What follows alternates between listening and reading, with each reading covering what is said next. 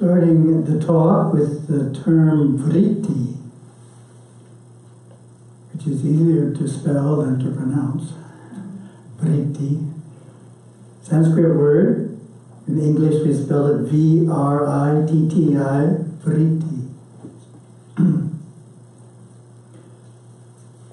Most common use in our teachings is in the Raja Yoga terminology, where yoga is defined as the restraint of mental activities. Mental activity is a translation of chitta vritti. So chitta is mind, and vritti is activity. That's the normal context in which we see it. And the verse reads, yogas chitta vritti nirodha. Yoga is the restraint of mental activity. So we're looking at it in a different context, but that's just to refresh your memory of where we do encounter it. Without the chitta, without the mental, vritti by itself generally refers to activity in the world. So vritti, activity in the world. In that usage we have pravritti, for engaging in the world, and nivritti, for withdrawing from the world. Pravritti and nivritti. Another use of the term is in the margas. Marga means path. So we have the nivritti marga. That's defined as the path of renunciation of sannyasa. Pravritti marga, the path of action or life in worldly society. And we have nivritti margi, which is a renunciate. Pravritti margi is a householder. That all makes sense? There's a test on it afterwards. To pay attention here. That's the terminology. We're getting to the interesting part. This is not a talk on lexicon, unfortunately. But we needed that as background. Then we get a refinement. Instead of just the idea, well, pravritti just refers to the householder and nivritti refers to the sannyasin, we're going to say they both refer to both. Because that's more accurate. They both refer to both. Well, Gurudeva has a nice quote on that, which involves the idea of ashrama dharma. So if anyone doesn't know what ashrama dharma, I'll explain it very briefly. Ashrama means a resting place. So normally when we hear the word ashram or ashrama, we think of a building, right? But that's just one type of resting place. Ashrama dharma is a resting place that's mental. So it's based on age. It's dividing up life into the 4 age groups, or brahmacharya, grahastha, vanaprastha, and sannyasa, each of which is 24 years long. So the first half of the definition is brahmacharya and grahastha, the busy time of life, getting married, getting a job, conceiving, raising young children. And then the less busy time of life, vanaprastha and sannyasa ashramas. And Gurudeva says, the first 2 ashramas make up the pravritti marga, the way of turning toward the world through the force of desire and ambition. Got desire again, we had desire in Gurudeva's talk. Force of desire and ambition, which is good. For the grahastha to turn toward the world with the force of desire and ambition up to age 48 is what you want. That's a good thing. The last 2 are the nivritti marga, moving away from the world through introspection and renunciation. So somewhere around age 48, 50, there's a natural change in individuals. They naturally start to be more inwardly drawn. So ashramas are based upon physical, emotional, mental, and spiritual maturization. All 4 work together to create these 4 stages of life. The monastic is also both. We can see that in the two goals of monastic life are to realize God and to serve humanity. So if you're sitting there in deep meditation, you can't serve humanity, right? So that's the pravriti part. Mission activities of service, such as the temple publications, is a type of praviti. It's a type of engagement in the world to accomplish a religious mission. And of course, the nivriti is just striving for realization, which is along the lines of Gurudeva's talk of earlier this evening. We need realization and the resolving of all karma to achieve moksha. That's what he's saying in the talk. It's not just realization. We need to not have any karma that has to be worked out on the earth plane. What does that have to do with Mahasivaratri? Well, we're getting closer. So we need to understand the cycles of the moon. Pravriti and nivriti also relate to the cycles of the moon. So the moon is, for those who aren't familiar, it's in 2 fortnights. In English we say 14 lunar days, and then a new moon, 14 lunar days, and then a full moon. In Sanskrit they're called paksha, Shukla paksha, Krishna paksha. So paksha means a fortnight, 14 lunar days. So lunar day is shorter than a solar day, so you get more lunar days in a solar month. We have a moon calendar. Of course, we follow 2 calendars. Our festival calendar is the Tamil calendar, which is solar. It's based on the position of the sun. But we also have a moon calendar, which is used for the days on and days off. Or days on and day off work on the moon calendar, lunar calendar. Our festivals are calculated on the solar calendar. So the lunar calendar, you can start it in 2 places. More common is you start it the first day after the new moon. That's a common lunar calendar. Ours starts the first day after the full moon, which is less common. So therefore, when you go through all the days, the last day is called the 27th sun. It's the day before the full moon. And the pravriti energy is very strong. The day before the full moon. And it's a great day for planning activities. One of our writings says, this 27th day of each moon was a very important day, a day of culmination of administration throughout all Saivite monasteries, a day of lecture, of speeches and classes, of reports, of review, and the establishment of goals for the ensuing moon, circle and cycle. We won't get into circle and cycle. We'll let that go. That's clearly pravriti, right? We're doing major planning here. Major planning for the world. So it's a great day for pravriti.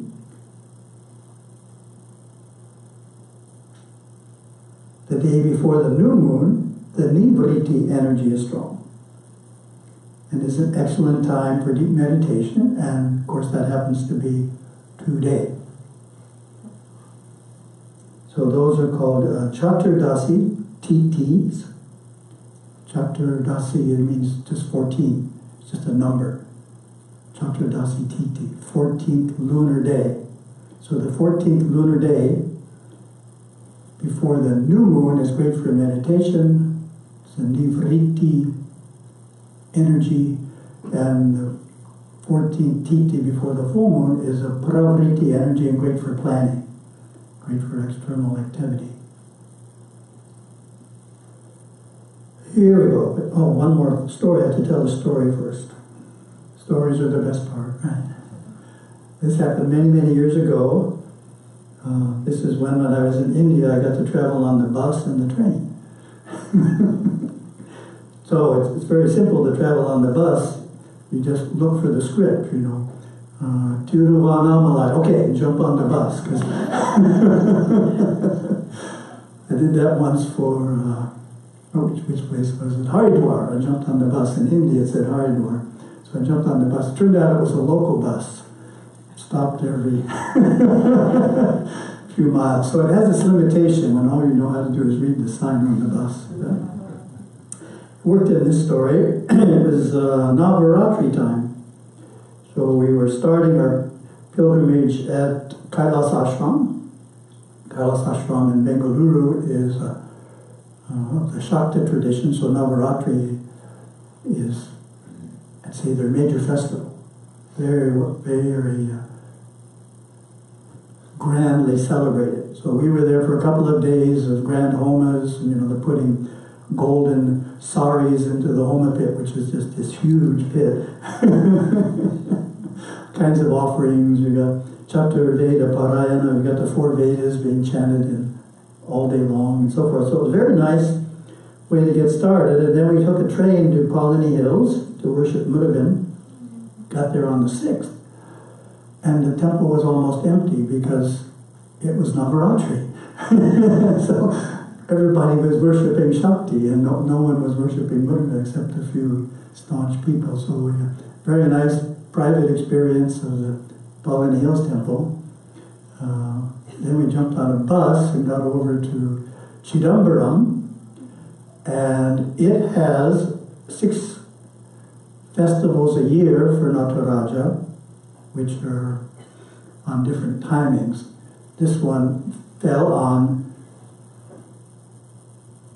Chaturdasi, right before the full moon. So it was very energetic, and then we went to Tiruvanamalai for Girivalam on the bus, and walked around on full moon day. A very nice time, nice pilgrimage. We managed the best we could with our train and our bus. And the interesting thing was how the energy just kept getting stronger and stronger, and that's the point. That's the point of the story, is this pravriti energy just kept getting stronger and stronger, and you're very aware of it because you're worshiping in all these different places for major festivals. So you could just see it's a marvelous time for doing things when right before the full moon. But this is Mahasivaratri, and the day before the new moon is called Shivaratri, and the one that's this month is Mahasivaratri. So there's Shivaratri every month. It's the day after Pradosha usually. But they're lunar days, so they don't align exactly 12 midnight to 12 midnight. So I was pondering that Mahasivaratri is the night when for a few hours everyone is a Nivritti Margi. So welcome to the Nivritti Marga tonight. You're all Nivritti Margis for one night. And it's interesting because most Hindu festivals that we celebrate are on or near the full moon. So this is very unusual in being on the new moon. And there is, Deepavali is on the new moon, but it's not a festival of fasting, so it's there for another reason. Could be a calendar reason. It starts the calendar, and some parts of India start the day after the new moon, which is Diwali. It starts the whole year. So there's a number of Hindu calendars. One starts the day after, which is the first day after the new moon. That's Deepavali. But this is unique, and it's really a day of austerity, Mahasivaratri, which is unusual for a festival, right? Ganesha Chaturthi, there's no austerity, right? You just try not to eat too many laddu. No austerity at all. This is the opposite. You're fasting, you're staying up late or all night, and it's obviously a very different kind of festival for Shiva. And definitely we're all on the Nivritti Marga, or we're Nivritti Margis tonight. So Gurudeva explains Mahasivaratri this way in our Dancing with Shiva Catechism, and I have to watch my time here. Mahasivaratri is the night before the new moon day in February, March. We observe it both as a discipline and as a festivity, keeping a strict fast and all-night vigil, meditating, intoning Shiva's 1,008 names, singing his praise, chanting Sri Rudram, bathing the Shiva Linga, and being near the Vairagis as they strive to realize Parashiva. So that's what relates to Gurudeva's talk. He's talking about realizing Parashiva as the goal on Mahasivaratri. And in fact, in one of my dictionaries, it defines Nivritti Marga is the path of return to Parabrahma. So that's the same as Parashiva. It's just the Vedanta term. So the goal of the Nivritti Marga, or withdrawing from the world, is to return to Parashiva, Parabrahma. So we do the best we can tonight. That's the philosophy of Nivritti and Pravritti. In terms of meditation, or a specific practice, the practice that relates to Nivritti, or withdrawing from the world, in Sanskrit is called pratyahara, withdrawal. The image is the tortoise withdrawing all the limbs into the shell. Pratyahara, withdrawal. Withdrawal is practice in meditation. Is very similar to falling asleep. When we fall asleep, we're withdrawing all the senses. We can't hear, we can't see. But in meditation, we're withdrawing the senses and we're staying awake. But it's very parallel to just falling asleep. There's a withdrawal of senses.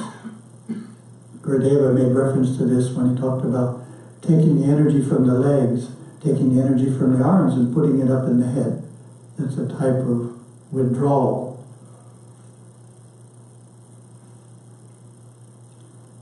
In the Shum language, Gurudeva's language for meditation is called Nikashum. And in the language, Gurudeva has what are called extensions. So you have up to 6 words that relate to one another. And each word is more subtle than the previous one. Those are called extensions. So this one starts with a kashum. Kashum is a guha. It's the monk's meditation structure. The cave-like chamber where swamis, yogis, and sadhakas meditate, study, and sleep, a guha. Then you have nikashum, which is withdrawing energy into the spine through the use of pranayama. And we have shum nikashum, feeling the psychic heat while withdrawing prana into the ajna traka, so we're drawing energy up, as Gurudeva did in the talk. Bishum nikashum, withdrawing prana into the refined realms of the Saraswara chakra through the use of pranayama. So that's what Gurudeva said, is you want to draw the energy up into the head. I'm sure he touched his head when he said that, said this chakra. So he didn't say, that's one of the troubles when you have gestures in a talk. No one can see it. But he meant up here. Then, I bishum nikashum, withdrawing all odic prana into the actinic energy. And the last one is high I bishum nikashum, withdrawing the actinic prana into the self. The ultimate pratyahara. So that's what Gurudeva was talking about, just drawing energy up, gross into subtle, subtle into more subtle, and finally into the source. He was talking about it's the source, the transcendental source of energy.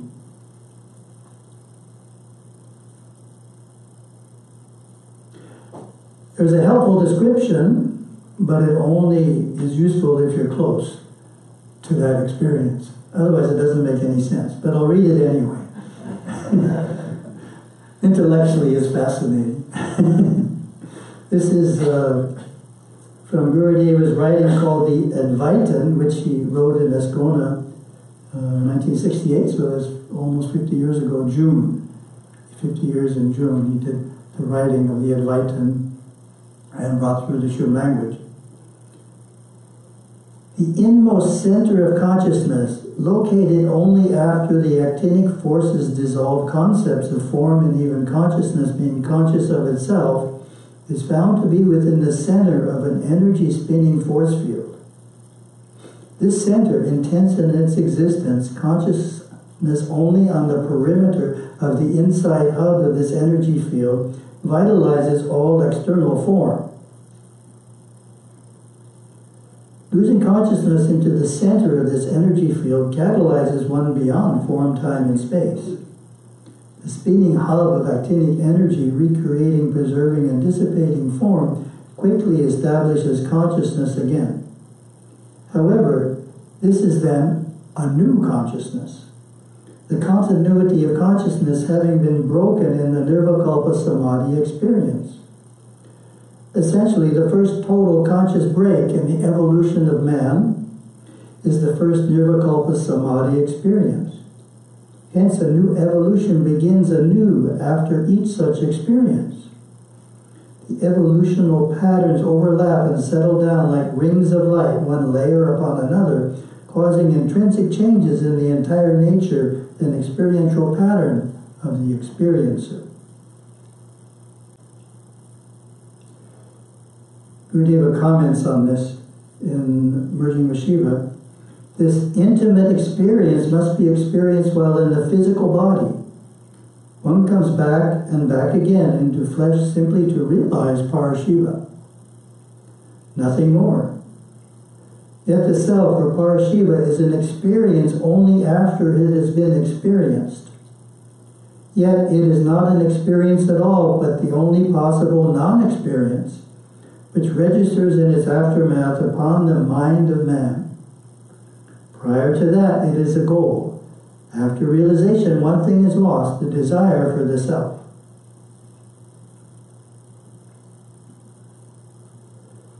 What does it mean to call it a non-experience, right? Interesting question. Well, what experiences? In English, we call what experiences awareness. Awareness is that which experiences. So how can there be a non-experience? Awareness is experiencing. Experience is this, experience is that.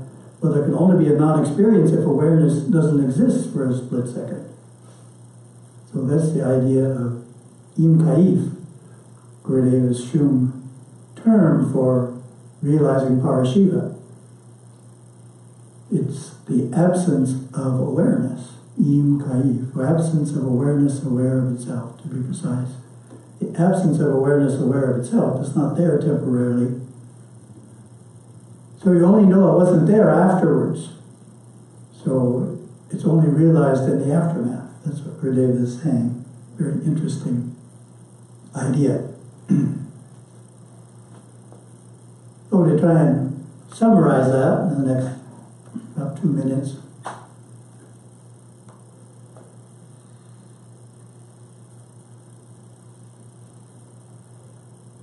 What we're saying is that Mahasivaratri is a very special night designed for going deeply within, as deep as we can go. And that's the idea behind it. It's a perfect time for pursuing the Nivritti Marga, and we're all temporarily Nivritti Margis. So Gurudeva's idea is to go within as much as we can, and the monks are trying to go in as far as each of them can and take advantage of this special internalized push that moon cycle gives to us this one time a year. Om Sahana Bhavatu Sahana Bhunatu Saharyam Karavavahai Tejasvinavaditamastu Ma Vidvisha